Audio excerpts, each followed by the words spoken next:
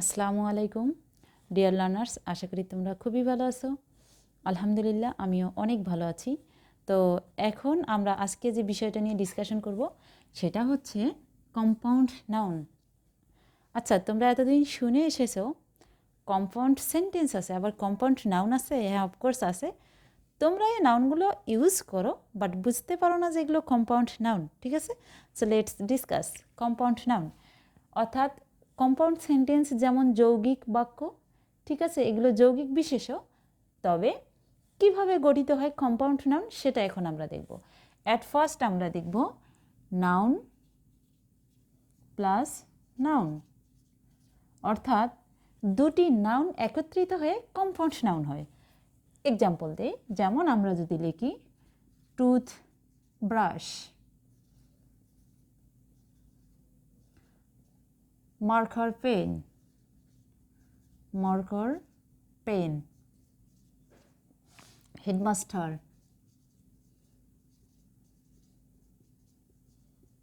River bank. দেখো, toothbrush, toothbrush শব্দটি আমরা ইউজ করি না? কিভাবে? টুথ দাঁত, ব্রাশ ব্রাশ, তাই না?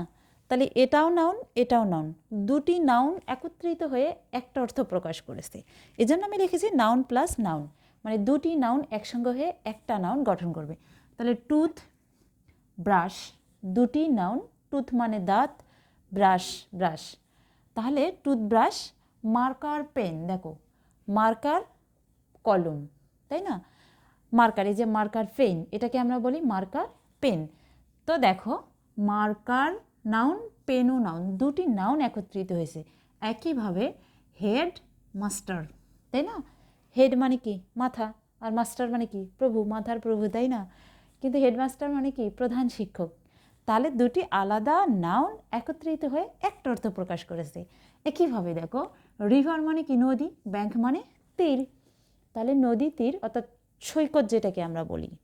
তাহলে রিভার ব্যাংক, রিভারও নাউন, ব্যাংকও নাউন, দুটি নাউন একত্রিত হয়ে একটা অর্থ প্রকাশ করেছে। তো এরকম আরও অনেকভাবে কম্পাউন্ড নাউন গঠিত হতে পারে। তো আমরা এখন সেগুলো দেখব। আমরা লিখব verb plus noun, verb plus noun, তার মানে ভার্বের সঙ্গেও নাউন হতে পারে। আমরা যদি লিখি pick pocket, pick pocket, POCKET। আচ্ছা, পিক পকেট শব্দটির অর্থ কি বলো তো? পিক মানে কি? তোলা, আর পকেট মানে তো পকেট, পকেট তোলা, তাই না? কিন্তু আসলে পকেট তোলা না, এটার অর্থ হচ্ছে পকেট মার। তাহলে পিক পকেট বলতে আমরা কি বুঝি? পকেট মার, কারণ পকেট থেকেই তো টাকাটা তুলে নেয়, পিক করে নেয়, তাই না? দেখো, তাহলে পিক শব্দটি ভার্ব আর পকেট শব্দটি হচ্ছে নাউন। তাহলে ভার্ব আর নাউন একত্রিত হয়ে একটা অর্থ প্রকাশ করলো। একইভাবে wash dog, WATCH, wash dog, wash dog বলতে আমরা কি বুঝি? ওয়াশ মানে কি? দেখা, ডগ মানে কুকুর, দেখার কুকুর, তাই না? এটা কিন্তু না, অর্থটা হচ্ছে এখানে ওয়াশ ডগ বলতে বোঝাচ্ছে প্রহরী কুকুর, অর্থাৎ যে কুকুরগুলোকে আমরা দারোয়ান হিসেবে রাখি, অর্থাৎ বাড়িগার্ড দেয়, তাই না? এগুলোকে বলা হয় ওয়াশ ডগ। দেখো, ওয়াশ শব্দটি কিন্তু ভার্ব আর ডগ শব্দটি কিন্তু নাউন। তাহলে ভার্ব এবং নাউন দুটো একসঙ্গে হয়ে একটা অর্থ প্রকাশ করেছে।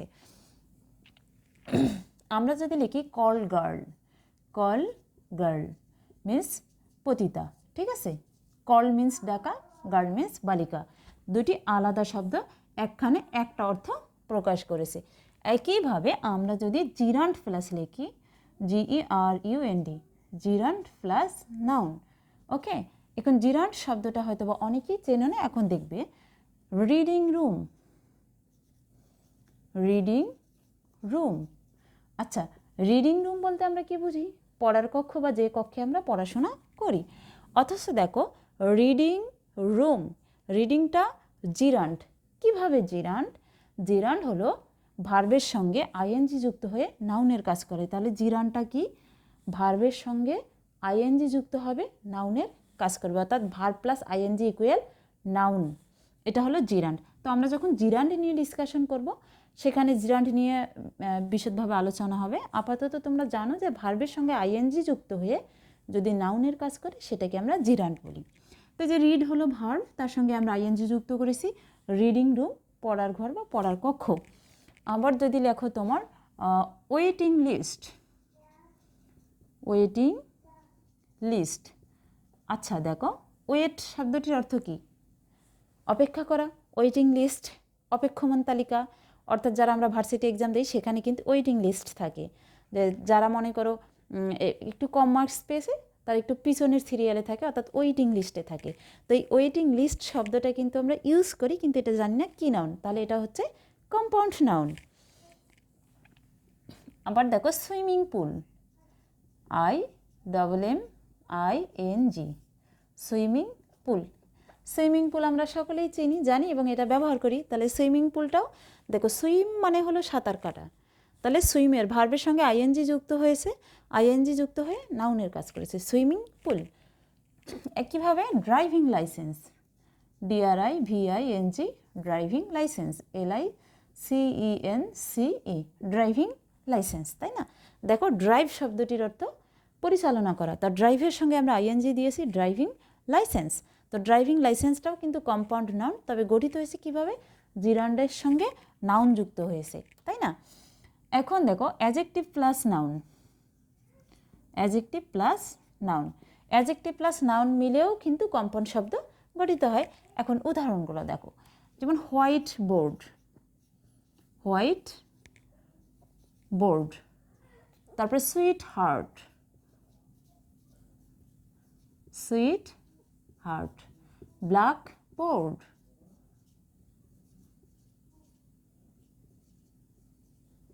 ক্লিয়ার? দেখো white board, black board. White মানে কি? সাদা। ব্ল্যাক মানে কি? কালো। আচ্ছা সাদা কালো কি বোঝাচ্ছে? সাদা রঙকে বোঝাচ্ছে, কালো কালোকে বোঝাচ্ছে। তো দেখো আমরা অ্যাডজেক্টিভ কীভাবে চিনব?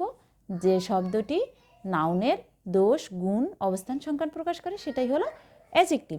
তো এখানে দেখো হোয়াইট শব্দটি কি? একটা কালারকে নির্দেশ করছে। ব্ল্যাক শব্দটা কি? এটাও একটা কালার। তো অ্যাডজেক্টিভটা যেহেতু নাউনের দোষ গুণ হতে পারে, যেমন ধর আমরা লোকটা বলতে পারি কালো, ভালো, এরকমের কিছু দোষও হতে পারে, গুণও হতে পারে। আবার সুইট হার্ট, প্রিয় বা প্রিয়া। সুইট হার্ট এটা তোমরা সকলেই বলো, সকলেই জানো, এটাকে আমার বলার প্রয়োজন নেই। তাহলে সুইট হার্ট, সুইট হার্ট প্রিয় বা প্রিয়া। ব্ল্যাকবোর্ড মিন্স ব্ল্যাকবোর্ডই, হোয়াইট বোর্ড হোয়াইট বোর্ডই। কিন্তু হোয়াইট শব্দটির অর্থ আগে জানতে হবে। হোয়াইট মিন্স সাদা, ব্ল্যাক মিন্স কালো, অর্থাৎ সামনে অ্যাজেক্টিভ আছে, পরে নাউন আছে। তাহলে অ্যাজেক্টিভ প্লাস নাউন মিলেও কিন্তু কম্পাউন্ড নাউন হয়ে থাকে। আবার যদি আমরা লিখি preposition plus noun, preposition plus noun, preposition plus noun, যেমন আমরা যদি লিখি আফটারনুন। আবার যদি লিখি আউটল, আউটল কিন্তু ফ্রারি, আসামি। আউটল হলো ফ্রারি, আসামি। আবার যদি আমরা লিখি ডাউনফল, তাহলে ডাউন মানে কি? পতন। আচ্ছা ডাউনফল শব্দটির অর্থই কিন্তু পতন। দেখো আউট, আফটার, ডাউন এই শব্দগুলো কিন্তু প্রিপোজিশন। আফটারের সঙ্গে নুন যুক্ত হয়েছে, আফটারনুন, আফটারনুন বিকাল। আউটল, আউটল, আউট মানে বাহিরে, ল মানে আইন, বাহিরের আইন। এমনিতে কিন্তু শব্দটাকে ভাঙালে এরকমটা মিনিং হয়। দেখো আউট বাহিরে, ল আইন, বাহিরের আইন, কিন্তু আসলে তা না, এটার অর্থ হলো ফ্রারি, আসামি। আবার যদি আমি লিখি ডাউন ফল, ডাউন শব্দটি কত কি? মূলত নিচে অর্থে ব্যবহার করা হয়, কিন্তু আর ফল শব্দটা কি? পড়ে যাওয়া। তাহলে ডাউন ফল নিচে পড়ে যাওয়া। নিচে পড়ে যাওয়া বলতে আমরা কি বুঝি? পতন বুঝি। অর্থাৎ কেউ যখন তার প্রমোশন থেকে ডিমোশন হয়ে যায় সেটাকে আমরা ডাউনফল বলে থাকি। তাহলে ডাউনফল হলো পতন। তাহলে এখানে সামনে প্রিপোজিশন এবং পরে নাউন যুক্ত হয়েছে। Preposition plus noun equal compound noun হতে পারে। আবার যদি আমরা লিখি নাউন প্লাস জিরান্ড, নাউন প্লাস জিরান্ড, তখনও কিন্তু কম্পাউন্ড নাউন হবে। অর্থাৎ জিরান্ড প্লাস নাউন, আবার নাউন প্লাস জিরান্ড। যেমন আমরা যদি লিখি হ্যান্ড রাইটিং, হ্যান্ড রাইটিং, তারপর লরি ড্রাইভিং। আবার যদি মনে করো ওয়েট লিফটিং, ওয়েট লিফটিং, তারপর তোমার ফ্রুট পিকিং, ফ্রুট পিকিং। দেখো এখানে কিন্তু রাইটিং, রাইটিং শব্দটা পরে বসছে, অর্থাৎ জিরান্ট পরে বসেছে, সামনে হ্যান্ড, হ্যান্ড মিন্স হাত, হাতটা হলো নাউন। একইভাবে লরি, ড্রাইভিং, লরি শব্দটা নাউন, ড্রাইভিং শব্দটা জিরান্ট, কারণ ড্রাইভ মানে ভার্ব, ড্রাইভিং যেমন আমরা ওখানে পড়লাম ড্রাইভিং লাইসেন্স, আর এখানে লরি ড্রাইভিং। একইভাবে ওয়েট, লিফটিং, ওয়েট মানে কি ওজন, লিফটিং উত্তোলন, অর্থাৎ ওজন উত্তোলন। ফ্রুট পিকিং, ফ্রুট মানে কি ফল, আর পিকিং মানে কি, পিক শব্দটির অর্থ কি তোলা, তাহলে ফল তোলা, তাহলে ফ্রুট মিন্স ফল, এটা নাউন। আবার পিক শব্দটির সঙ্গে আইএনজি যুক্ত হয়ে ভার্বের কাজ করছে, অর্থাৎ noun plus verb equal noun, sorry verb plus ING equal gerund. তাহলে ভার্বের সঙ্গে আইএনজি যুক্ত হয়ে জিরান্ডের কাজ করছে, এবং যখন সামনে থাকবে নাউন এবং পরে থাকবে জিরান্ড, সেটা মিলেও কিন্তু কম্পাউন্ড নাউন হবে। তাহলে hand writing, lorry driving, weight lifting, fruit picking, এগুলো সবই কম্পাউন্ড নাউন। তবে গঠিত হয়েছে কিভাবে, সামনে নাউন পরে জিরান্ড। আবার আমরা লিখতে পারি noun plus verb, noun plus verb. Noun plus verb কীভাবে, যেমন আমরা লিখতে পারি সানবিম, সানবিম, এমনিতে বিম মানে রোশনি, ঠিক আছে, অর্থাৎ কিরণ দেওয়া, বিম শব্দটির অর্থ হলো কিরণ দেওয়া। আর এখানে সান মানে কি সূর্য, সূর্যটা হলো নাউন, সূর্য কিরণ দেয়, অর্থাৎ এটার অর্থ কিন্তু সানবিম মানে সূর্য কিরণ, সানবিম শব্দটির অর্থ হচ্ছে সূর্য কিরণ, কিন্তু আলাদাভাবে সান শব্দটি নাউন এবং বিম শব্দটি ভার্ব, কেননা বিম শব্দটির অর্থ কিরণ দেওয়া, আর সানবিম শব্দটির অর্থ সূর্য কিরণ। একইভাবে আমরা সানরাইজ লিখতে পারি, সানরাইজ, সান মানে কি সূর্য, রাইজ মানে ওঠা, সূর্য ওঠা। দেখো সামনে নাউন আর পরে ভার্ব, নাউন ভার্ব দুটো মিলে একটা অর্থ প্রকাশ করেছে, সেটা কি সূর্যোদয়। তাহলে সানরাইজ সূর্যোদয়, সানবিম সূর্য কিরণ। আবার আমরা লিখতে পারি হেয়ার কাট,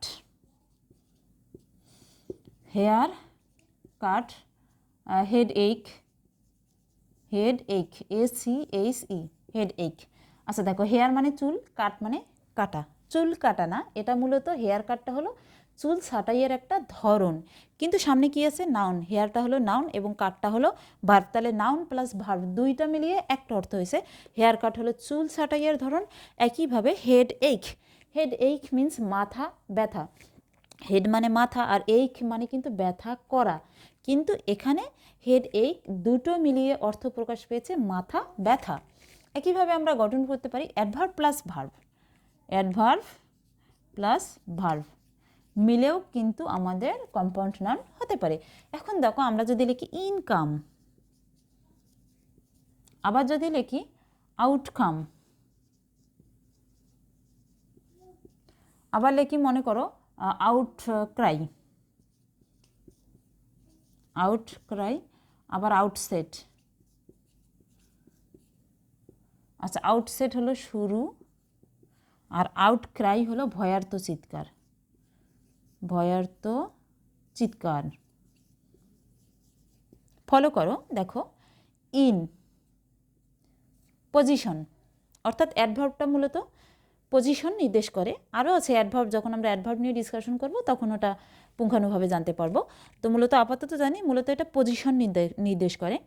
তো ইন কাম ভিতরে, ইন মানে ভিতরে, কাম মানে আসা, ভিতরে আসা। দেখো ইনটা হলো অ্যাডভার্ব আর কামটা হলো ভার্ব, তাহলে এটা অ্যাডভার্ব আর এটা হলো ভার্ব, দুইটা মিলিয়ে হয়েছে কি ইনকাম।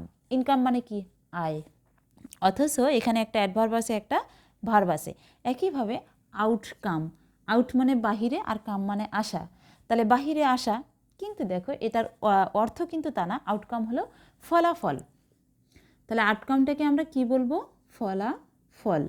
একইভাবে out Cry, out Cry, out মানে বাহিরে, ক্রাই মানে চিৎকার করা, বাহিরে চিৎকার তা কিন্তু না, আউটটা অ্যাডভার্ব, ক্রাইটা হলো ভার্ব, অর্থাৎ আউট ক্রাই শব্দের অর্থ হচ্ছে ভয়ার্ত চিৎকার। তারপর আছে তোমার আউট সেট, আউট মানে কি বাহিরে, সেট মানে স্থাপন করা, বাহিরে স্থাপন বলতে কি বোঝাচ্ছে, অর্থাৎ আউটসেট বলতে এখানে শুরু, আউটসেট শব্দটির অর্থ হচ্ছে শুরু, তবে আউট শব্দটি হচ্ছে অ্যাডভার্ব আর সেট শব্দটি হচ্ছে ভার্ব। তো দেখো অ্যাডভার্ব প্লাস ভার্ব মিলেও কিন্তু একটা নাউন গঠিত হতে পারে।